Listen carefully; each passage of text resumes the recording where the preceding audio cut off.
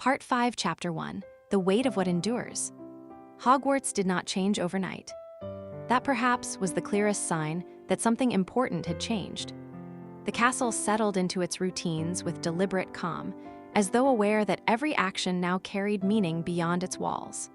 Lessons continued, exams loomed, and students complained about homework just as they always had.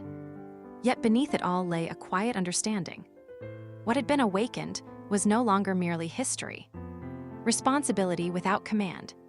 Professor McGonagall stood alone in the Headmistress office, reviewing reports she had never expected to exist. None spoke of danger. None demanded action. That unsettled her more than any crisis. Hogwarts had always responded when pushed when threatened. This time, it waited. "It trusts restraint," she said softly, almost to herself. The castle did not need orders. It needed judgment. A conversation long avoided. Hermione Granger returned to Hogwarts not as a student, but not entirely as an outsider either. Walking the familiar corridors, she felt the difference immediately, not stronger magic, but clearer intent. The castle no longer reacted blindly. It weighed. In the staff room, she spoke carefully. "The old law recognizes Hogwarts as a stabilizing presence again," she explained. "But that recognition comes with expectations." Flitwick nodded gravely.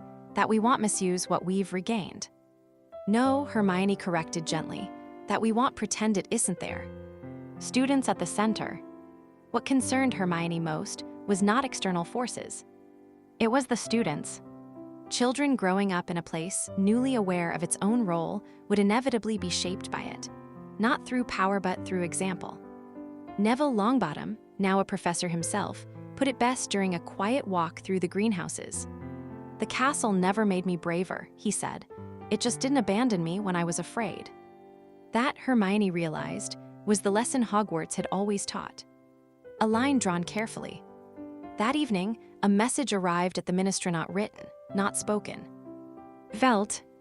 It carried no demand, no warning. Only a boundary reaffirmed. Hogwarts would continue as it always had. A school first. A sanctuary second. A guardian only when necessary. Nothing more. Nothing less. The cost of endurance. Power that endures does not announce itself. It waits. It remembers. It accepts limits. And in doing so, it shapes the future more profoundly than any single act of heroism.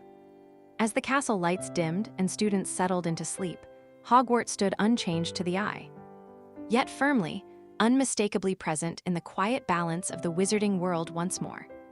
The future would come, and Hogwarts would meet it not as a weapon, but as it always had. Standing,